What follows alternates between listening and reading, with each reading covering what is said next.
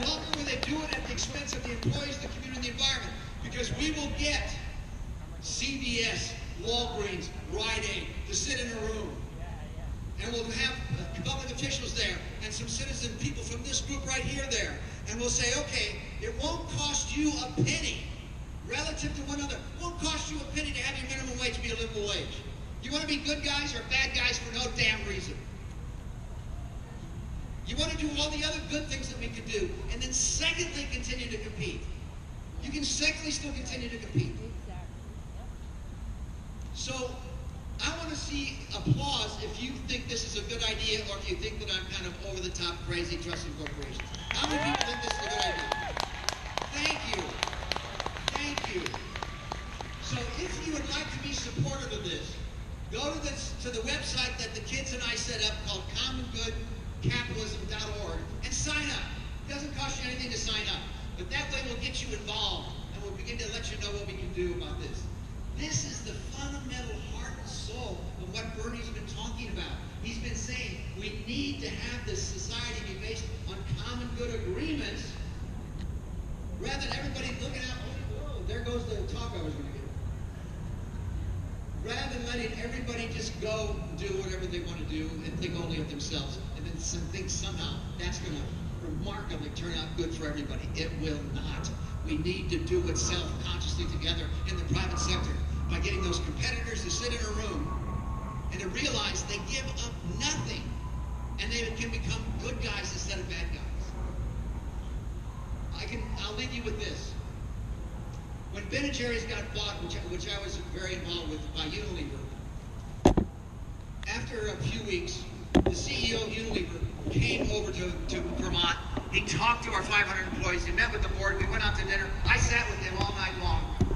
Late at night, I turned to him and I said, I believe that when a human being reaches full maturity in the skill of self-consciousness, they freely choose to give priority to the common good.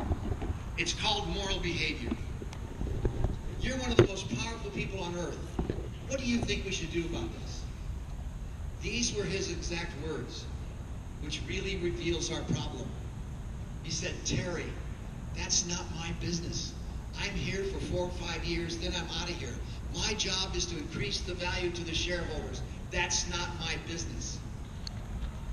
I had become so close to him, talking about his wife and his kids and his soccer league and all that kind of stuff. I turned to him and I looked him right in the eye and I said, are you telling me that no human being is running Unilever, the 3rd largest consumer products company on earth? You too are working for the immoral contract?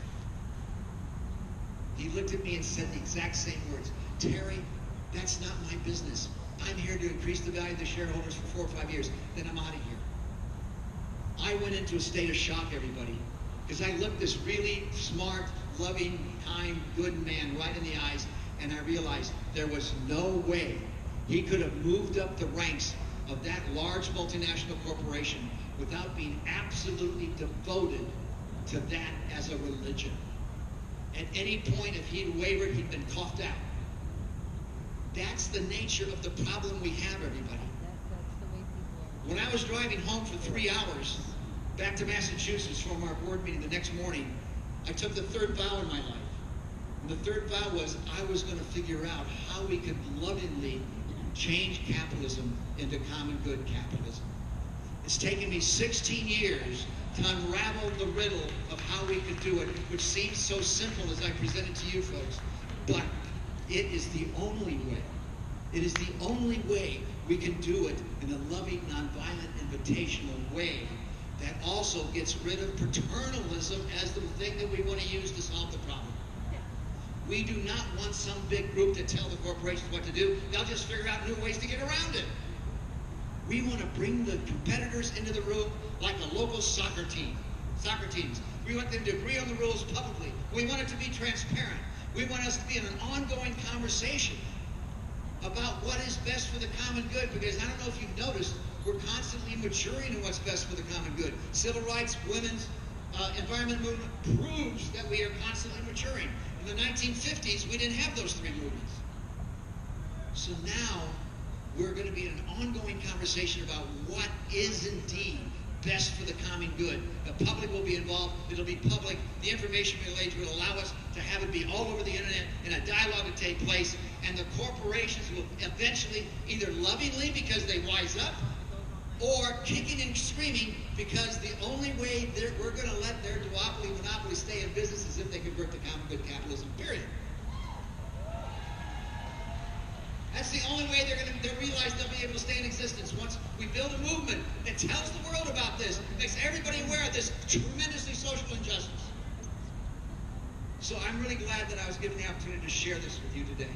So go to that website, commongoodcapitalism.org, and let us know what you think, and join us in changing. We need to change capitalism lovingly, directly, and in a way that we know will work, because it's more. Thank you.